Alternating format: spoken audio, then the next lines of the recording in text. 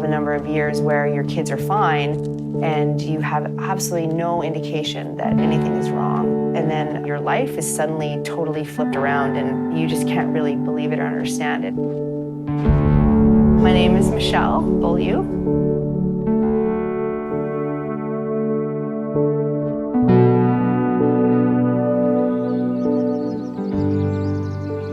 Steve and I met firefighting, and right away we were really drawn to each other. A lot of similar perspectives on life, and it didn't take long at all for us to just know that we wanted to be together all the time. We were basically inseparable from the first day that we met.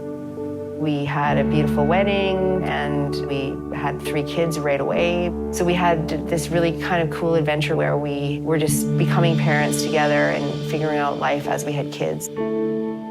Michelle and I really had noticed there was something with Ross that wasn't just 100%. He wasn't as fast as the other kids his age. He was slow getting up off the floor. After a few misdiagnoses, we finally discovered that he had Duchenne muscular dystrophy, DMD. When Ross got diagnosed, it was completely shocking. The doctor said women carry this disease and they pass it on to boys, and Dawson or Finn could also have it. I was supposed to get Dawson and Finn's blood work done to find out, and I actually didn't because I couldn't deal with it. I waited like 3 weeks. We knew Dawson didn't have it. He was just completely different, you know, very physical, and we just knew that he didn't have it. But we took Finn down to BC Children's, and he had a blood test. And that neurologist walked in, and her whole face just went white. And as soon as I seen her, I knew that Finn was diagnosed as well. So the boys are missing a protein that is essential for their muscles to develop and do the function that they're meant to do. And over time, muscles get weaker and weaker. And of course, the heart is a muscle as well, so that's usually what happens with boys with DMD is they have heart failure.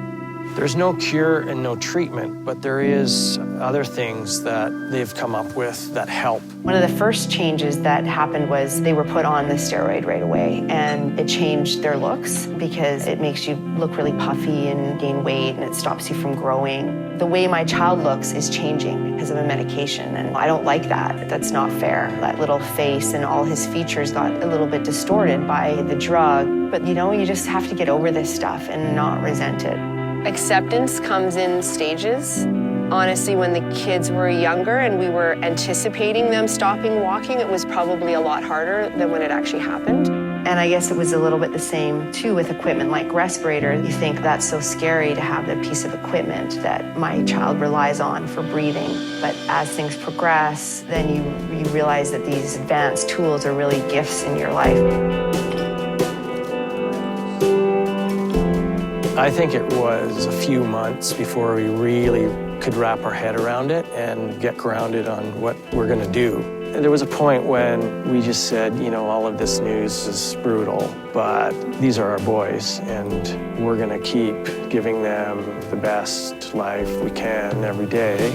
If all you think about is this is horrible and this is unacceptable, it stops you at times from thinking about all the things that you can do and all the joy that you can have. I said to Michelle, we're taking them to Egypt. I don't care how we do it. We're just going to do it. And that was kind of our first thing where we're just like, you know what, we can just keep doing this kind of thing and being an adventurous family like we are. We went to Egypt and Greece, Dominican Republic, Costa Rica, Italy, Wales, and Scotland, Ireland. We've traveled all through Mexico from one end to the other.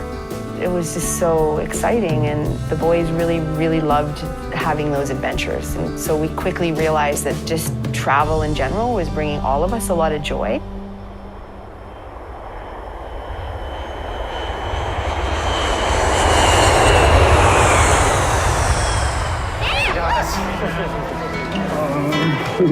Dawson arrived home yesterday after being away for 3 months traveling in South America. So that's really nice for us to all be together again and for him to be with his brothers.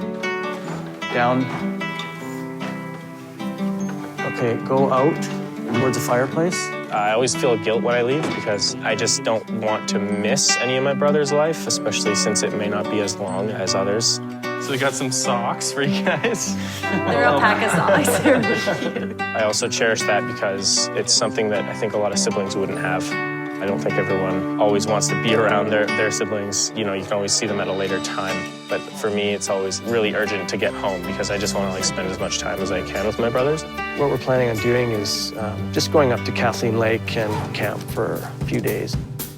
We enjoy the problem-solving aspect of traveling and just facing that challenge every day of figuring out how we're going to see something that maybe isn't that easy to see. Because we don't want barriers to stop us, and so we just work around them.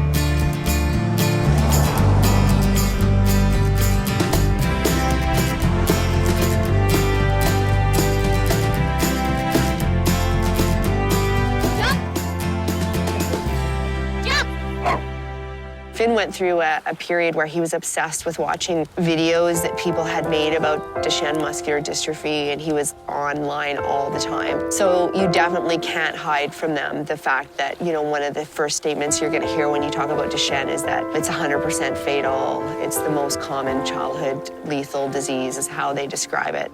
I guess Finn asks me more than Ross. He'll say to me sometimes, like, I'm afraid of dying or I'm afraid of getting hurt.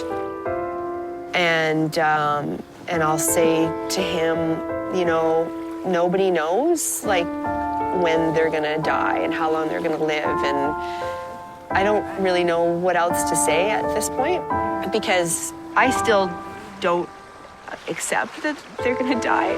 I refuse to, so I just don't want to think about it.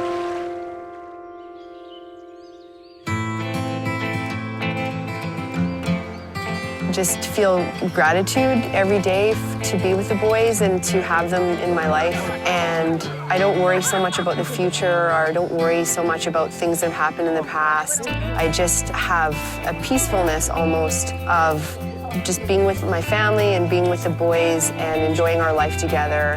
I do think that there is a gift in all of this, as difficult as it is, and that is that it's given me an appreciation for all of the experiences that I get to have with the boys, and I don't think that's a perspective that everyone has. For us, every day, every moment, every breath is priceless, and we'll cherish it for as long as we can.